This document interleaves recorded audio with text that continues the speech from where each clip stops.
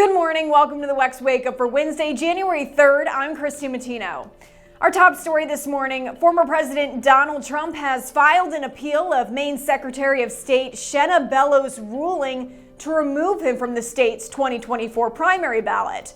Bellows, who's a Democrat, ruled last week that Trump cannot appear on the state's primary ballot under an insurrection clause of the 14th Amendment, citing his efforts to overturn the 2020 election. Now, Trump filed his appeal on Friday, 5 days after that decision. The former president's lawyers requested the appeals court put Trump back on the ballot immediately. Senator Ted Cruz shared his predictions going forward on the rulings banning Trump both in Colorado and in Maine. They are utterly lawless, and my prediction is the U.S. Supreme Court will take the Colorado case, they will reverse it, and Sean, I think there's a real chance the Supreme Court will reverse it unanimously. And a border battle. The Biden administration has asked the Supreme Court to remove razor wire at the southern border. On Tuesday, they asked the court to lift an injunction that allows Texas to keep those wire barriers, arguing they prevent Border Patrol agents from crossing and arresting illegal immigrants. Now, back in October, Texas Attorney General Ken Paxton sued the Biden administration, saying the Border Patrol agents wrongfully destroyed state property when the agents cut through that wire to allegedly assist immigrants to cross the border.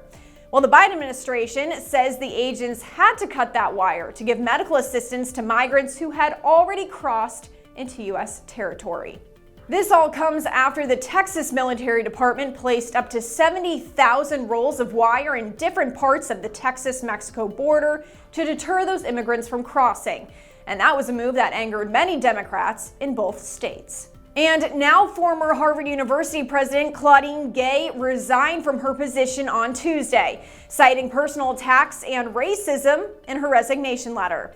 Calls for her resignation had been growing as more allegations of plagiarism in her past published works have surfaced. Gay was also one of the several university presidents accused of allowing anti-Semitism on campus following their recent congressional testimonies, during which Gay and others refused to specify whether calls for genocide would violate their university's code of conduct. Last month, Congresswoman Elise Stefanik challenged Gay during a hearing about the anti-Semitic concerns, and now she's sharing her thoughts on the resignation. It is unacceptable that it took Harvard a month to demand the resignation of Claudine Gay. Penn made the right decision immediately, but this is after it was forced in front of the world to see. Thanks for joining us this morning on the WEX Wake Up. Be sure to give us a follow online and on social media so you stay in the know of all those headlines trending in politics.